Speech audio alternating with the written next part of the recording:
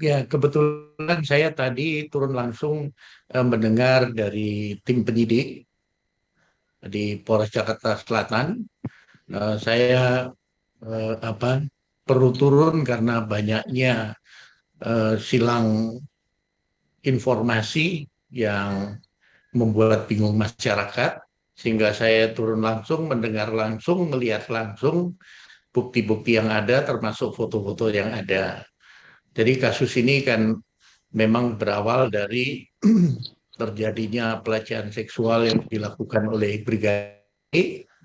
Dia masuk ke kamar, kemudian istri Kadipropam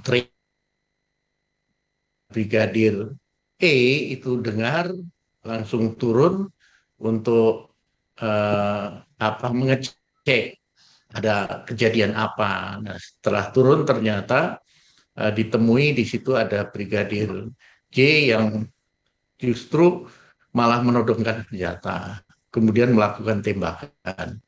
Nah, kemudian terjadilah tembak menembak yang akhirnya Brigadir J meninggal dunia. Mungkin orang sering bertanya ini dalam kasus ini, kenapa 7 tembakan Brigadir J nggak ada yang kena, sementara 5 tembakan Brigadir E itu kena semua. Nah, yang pertama perlu dijelaskan bahwa kondisi Brigadir J ini dalam keadaan panik, dalam keadaan tidak fokus untuk membidikkan senjatanya karena kaget ketahuan, sehingga arah tembakannya tidak menentu. Di samping itu juga terhalang oleh tangga. Nah, sementara Brigadir E ini dapat fokus karena dia ada di atas, bisa mengarahkan senjatanya ke apa Brigadir J. Ini posisinya ya, Mm-mm. sehingga memudahkan dia membidik. Di samping itu, Brigadir E ini ternyata memang juara menembak dari Brimob, Mm. sehingga bidikannya tepat.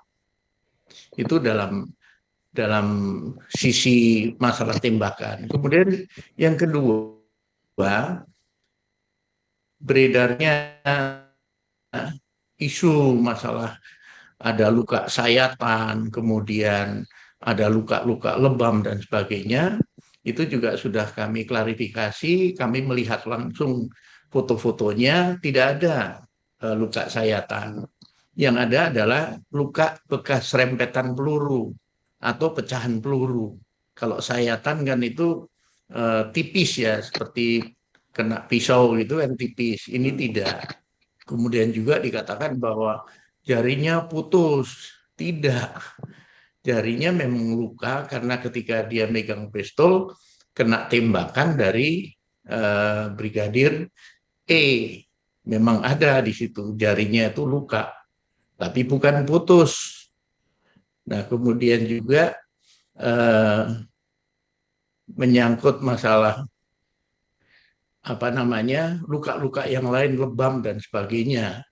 Itu dari keterangan para saksi tidak ada aksi pemukulan dan sebagainya.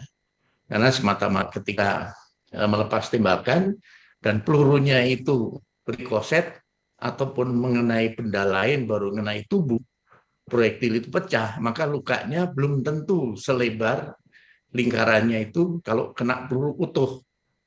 Nah, ini nanti akan dijelaskan lebih lengkap oleh ahlinya ya, dari pihak puslapor, kemudian dari pihak dokter forensik lah, akan dijelaskan masalah penyebab kematian dan sebagainya. Mm. Baik, baik. Jadi tidak sejauh ini tidak ada kejanggalan ya, Pak? Berarti. Tidak ada. Kemudian ada pertanyaan lagi, kenapa peristiwa Jumat baru Senin disampaikan?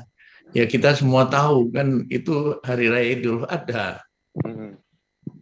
dan kejadiannya sore, sehingga polisi fokus untuk olah TKP, untuk mengumpulkan bukti, dan tentunya semua orang sedang liburan atau sedang merayakan Idul Adha, sehingga Mm. tidak fokus ke sana. Soal pertimbangan baru kemudian dirilis ini juga tergantung ya, karena masalah ini cukup sensitif. tentunya harus dipastikan dulu bagaimana kejadian sesungguhnya, baru kemudian bisa rilis.